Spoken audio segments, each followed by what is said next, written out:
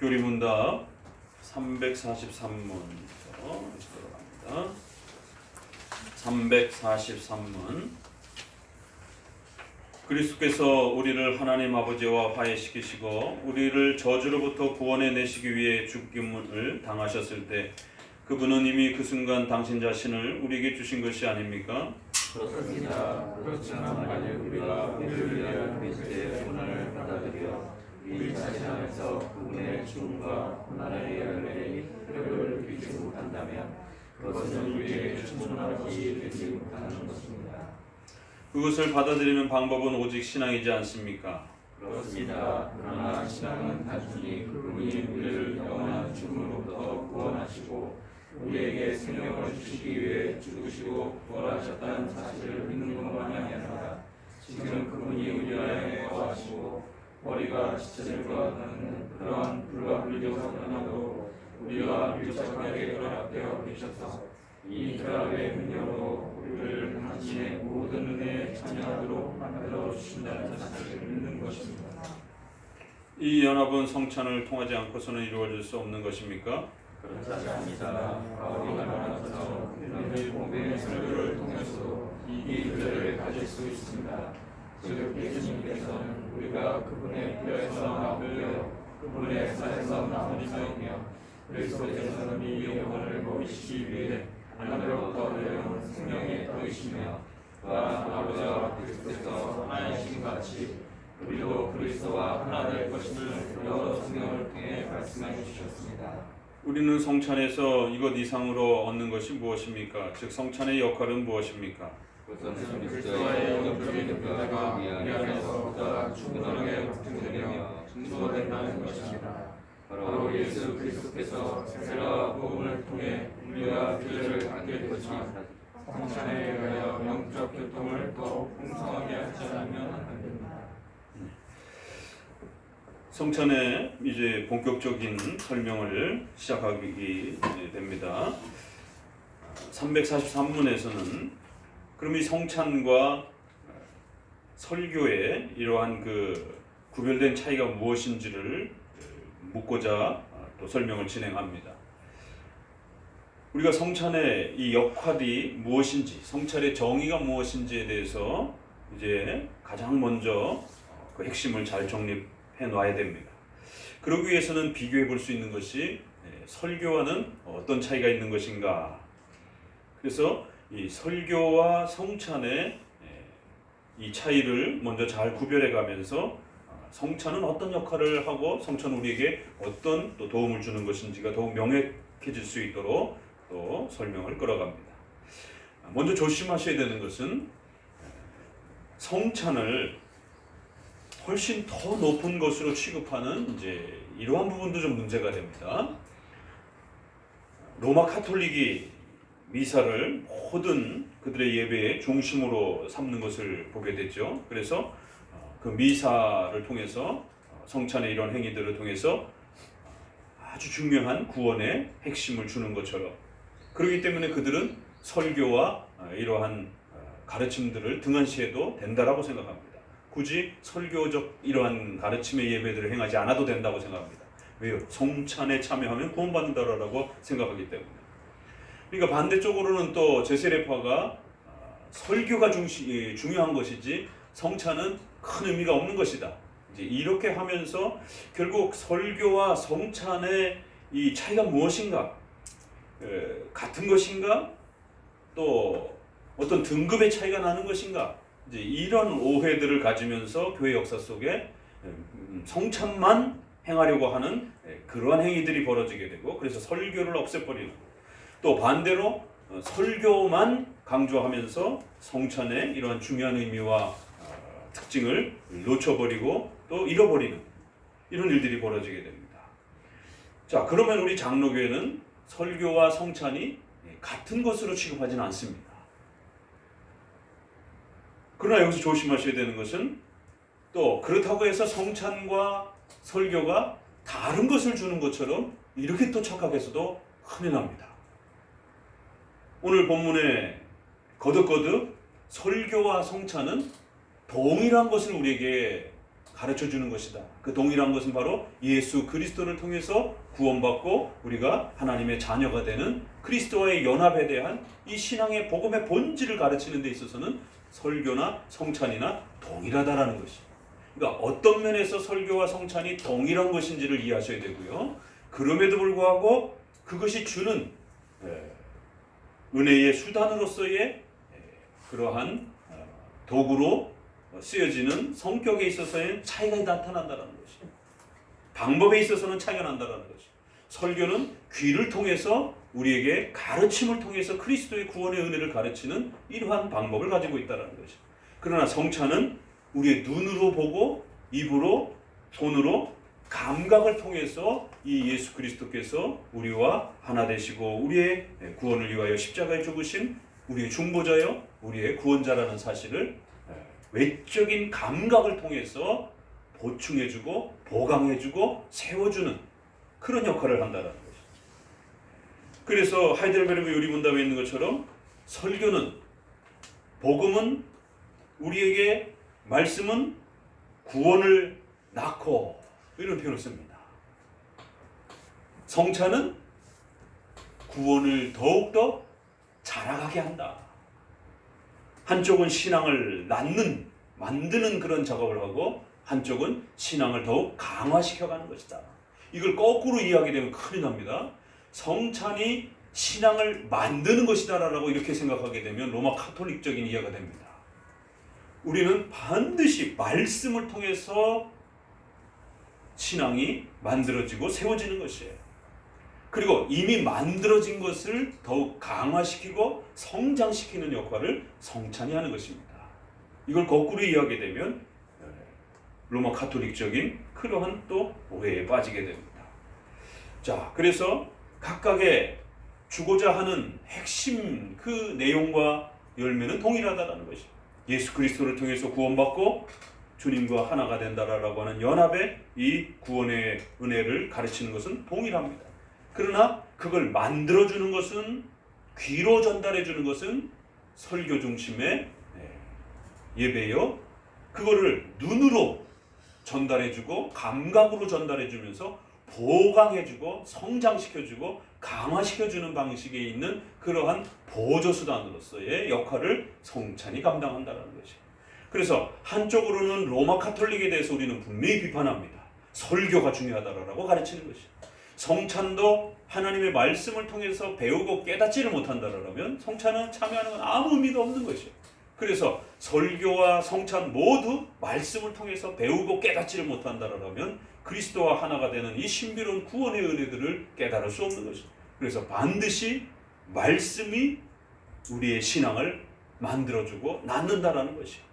그리고 성찬은 그거를 보강하고 또 강화시키고 또 성장시킨다라는 것입니다. 그래서 한편으로는 로마 카톨릭과 관련해서는 말씀이 중요하다라고 이렇게 얘기를 하는 것이죠. 성찬이 본질이 아니다. 성찬이 우선순위가 아니다라고 강조하는 것입니다. 자, 그러면 제세례파와 신비주의자들을 향해 돌려서서는 말씀이 중요한 것이다 라고 하는 부분에서는 공감대를 형성을 합니다. 그러나 신비주의자들과 제세례파는 성찬은 중요한 게 아니다 이렇게 가는 것이, 오늘날 오순절파를 중심으로 한 이러한 순복음교회를 중심으로 해서 수많은 신비주의를 표방하는 그러한 교파들에서는, 경건주의 교파들에서는 성찬이 중요한 게 아니다, 성령 세례가 중요한 것이다. 그러면서 성령 세례의 다양한 어떤 퍼포먼스들을, 방언과 또 무슨 여러 가지 치유 사역과 여러 가지 기적 현상들을 얘기를 합니다. 그럴 때에 성찬이 중요한 게 아니다 이렇게 말을 하는 것이. 그럴 때 우리는 말씀이 중요한 것이다 라는 부분에서는 같은 공감대를 형성하지만 성찬은 반드시 필요하다. 말씀만큼 아니라 할지라도 말씀의 그 구원을 세워주는, 신앙을 만들어주는 그런 역할은 아닐지라도 그 구원을 계속해서 성장시켜가게 하는 그러한 도움으로서는 반드시 필요하다라고. 만들어진 상태에서 그 신앙을 가만 내버려 두게 되면 신앙은 급격히 연약해진다는 것이, 시들시들해진다는 것이. 그래서 반드시 성찬을 통해서 신앙이 계속해서 성장하고 또 자라가도록 그렇게 도와준다는 것이.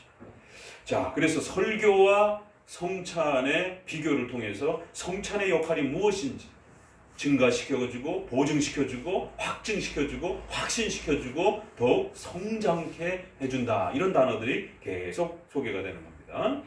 자, 그래서 성찬의 역할이 무엇이냐가 이제 결론적으로 정리가 되는 거죠.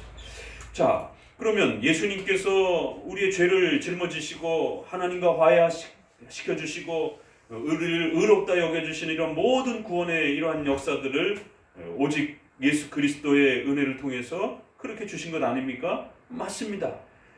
오직 예수님의 고난과 그 그리스도의 십자가의 희생과 은혜를 통해서 그런 구원의 은혜를 우리가 받은 것이다라는 거예요. 그러나 그 받은 것으로만 끝나는 게 아니라 그 고난의 열매와 효력을 계속해서 우리가 누리고 또 한평생을 살아가면서 그 충만함을 계속해서 또 맛보면서 그렇게 성장해 가야 된다는 것이.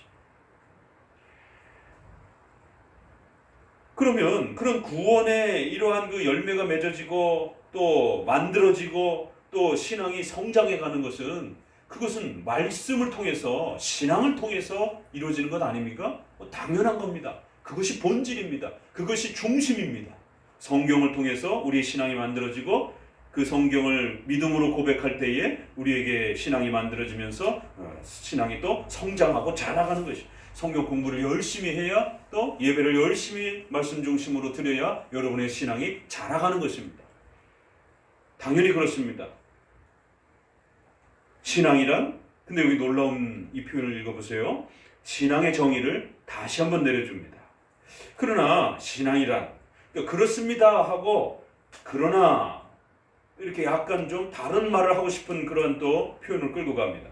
신앙이란 단순히 그분이 우리를 영원한 죽음으로부터 구원하시고 우리에게 생명을 주시기 위해 죽으시고 부활하셨다는 사실을 믿는 것만이 아니라, 이 344문이 굉장히 어려운 표현입니다. 신앙의 정의와 관련해서 로마 카톨릭이 생각하는 신앙과 우리는 다르다라고 얘기를 하는 거예요. 앞부분에서 단순히 믿는 것만이 아니라 이런 표현은 로마 카톨릭적인 단순한 그런 로마 카톨릭의 가르침에 동의를 표하고 거기에 대해서 거부하지 않는다라면 그것 자체를 신앙이라고 생각하는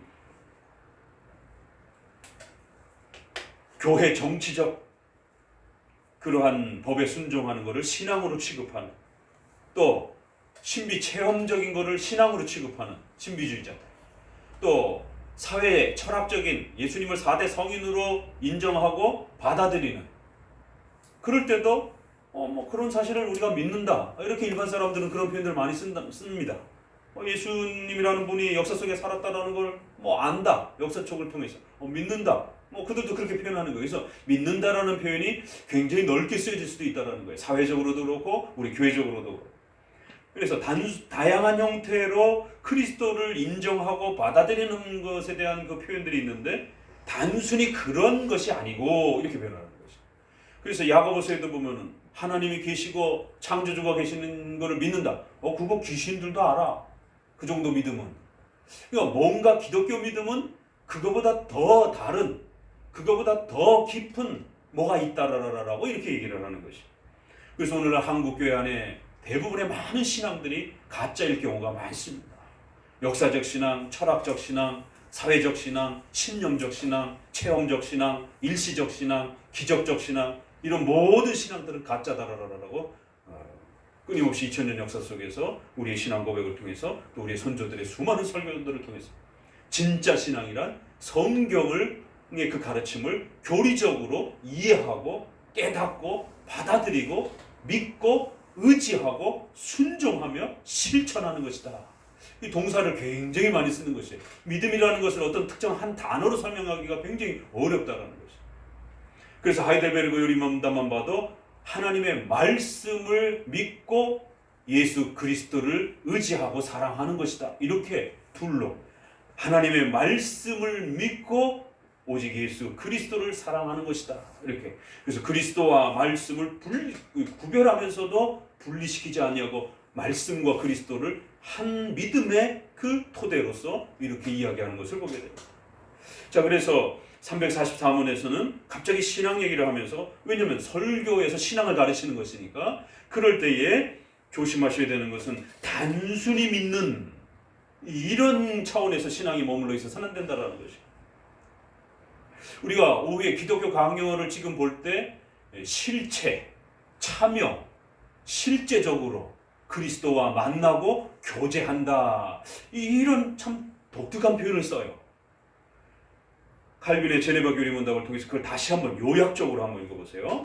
그래서 단순히 믿는 게 아니라, 이렇게 생각하면 쉬워요. 예수님을 생각할 때 역사적으로, 체험적으로, 철학적으로, 요즘엔 또 사회학적으로 너무 이념적으로 사회 복지의 어떤 리더처럼, 정치적 어떤 리더처럼 이렇게 또 공공성에 대한, 공익성에 대한, 이러한 또 사회 정의에 대한 이런 관점에서 그리스도를 마치 부패와 사회적 악을, 제도를 개선하기 위한 그런 정치적 리더로서 이렇게 또 많이 소개를 하는 거예요. 그런 식으로 단순히 믿는 게 아니고, 이렇게 얘기를 하는 거예요. 같이 다시 한번 읽어보세요. 아니고부터, 지금 그분이 우리 안에 거하시고 머리가 지체들과 같는 그런 불가분리적 연합으로 우리와 밀접하게 결합되어 계셔서 이 결합의 능력으로 우리를 당신의 모든 은혜에 참여하도록 만들어 주신다는 사실을 믿는 것입니다. 믿는다는데 뭐 이렇게 많은 그 부연 설명들이 따라 붙습니까? 적어도 이러한 설명들의 그 이해들이 있어야 된다는 것이죠. 왜요? 믿음이라는 표현이 사회적으로 교회 안에서도 굉장히 다양하게 쓰여지기 때문에, 그래서 적어도 우리의 공적 신앙 고백에서, 또 우리의 기독교 2000년 역사 속에서 우리의 선조들이 정통 기독교가 믿는다라고 고백했을 때, 하나님을 믿는다, 예수님을 믿는다, 성경을 믿는다 라라고 했을 때의 그 정의와 의미가 무엇이냐? 그건 단순한 지식도 아니고, 단순한 체험도 아니고, 단순한 어떤 인정도 아니고, 단순한 동의도 아니고, 단순한 어떤 경험도 아니고, 반드시 그분이 우리 안에 거하시고, 머리가 지체들과 같는, 그리스도가 우리의 머리라고, 우리는 그의 지체다라고 말하잖아요. 그런 머리와 지체가 하나가 되는 불가분리의 그런 강력한 연합의 하나됨을 가져야 된다는 거예요. 그런 연합으로 우리와 밀접하게 결합되어 계셔야 된다는 거예요. 이 결합의 능력으로 우리를 당신의 은혜에 또 참여케 되어져. 그리스도와의 연합에 대한 하나됨을 이렇게 표현했습니다. 그리고 그 하나됨의 결과로서 그리스도의 모든 은혜들, 중생, 구원, 신앙, 회개, 영화, 이 모든 그 구원의 열매들이 우리 안에 그렇게 참여되어지도록 만들어주는 그러한 사실을 믿는 것이, 그러한 것들을 의지하는 것이, 그러한 것들을 아는 것이, 그러한 것들을 깨닫는 것이, 그러한 것들을 순종하는 것입니다. 당연히 신앙이란 이런 것이고, 이러한 신앙을 말씀이 만들어줍니다. 그건 말씀이 이러한 신앙을 만들어주는 것의 본질입니다. 그래서 말씀, 신앙, 이런 정의들을 다시 한번 내려줍니다. 그러면 이 연합은 성찬을 통하지 않고서는 이루어질 수 없는 것입니까? 그러니까 이제 본격적으로 그러면 성찬하고의 설교의 차이가 뭐냐라고 했을 때, 바로 그렇지 않습니다. 이러한 연합의 이러한 그 본질은 반드시 설교를 통해서, 설교라고 하는 예배의 이 설교적 가르침들을 통해서 이루어지는 것입니다. 예수님께서는 우리가 그분의 뼈에서 나온 뼈예요. 다시 한번 신앙이 뭔지를 설명합니다. 그래서 43문, 344문, 345문은 다 신앙이 뭔가를 가르치는 거예요. 이 신앙의 정의를 다시 내리고 있는 거예요. 신앙이란 예수님께서 우리가 그분의 뼈에서 나온 뼈예요. 그분의 살에서 나온 살이며, 그분께서는 우리 영혼을 먹이시기 위해서 하늘로부터 내려온 생명의 떡이시며, 또한 아버지와 그리스도께서 하나가 되신 것 같이 우리가 그리스도와 하나 될 것을 성경을 통해서 우리에게 가르쳐 주는 겁니다. 그게 신앙입니다. 그리고 그러한 신앙을 성경이 우리에게 설교를 통해서 가르쳐 주는 것입니다.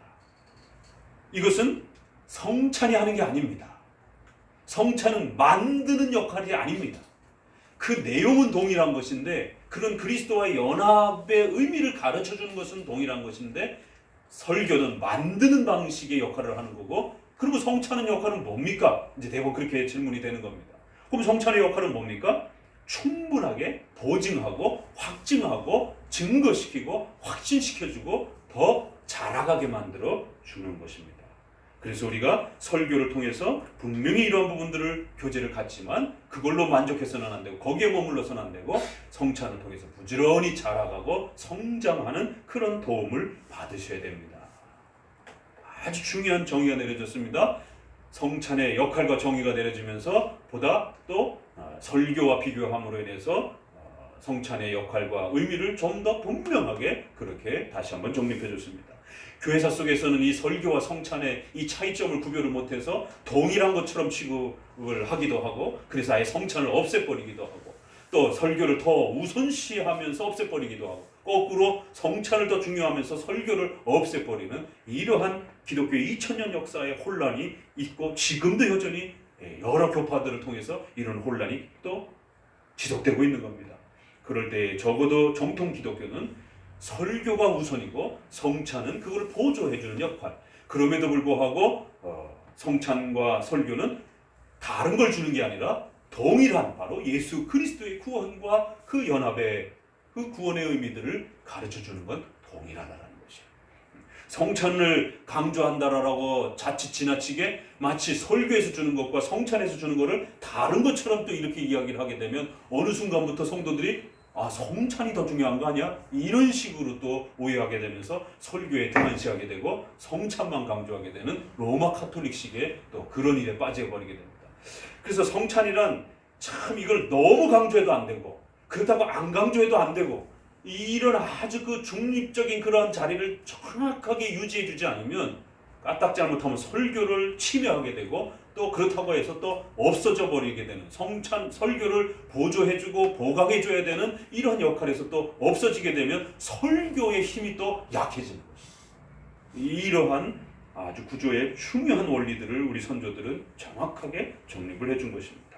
꼭 기억하시기 바랍니다. 기도합니다. 하나님께 모든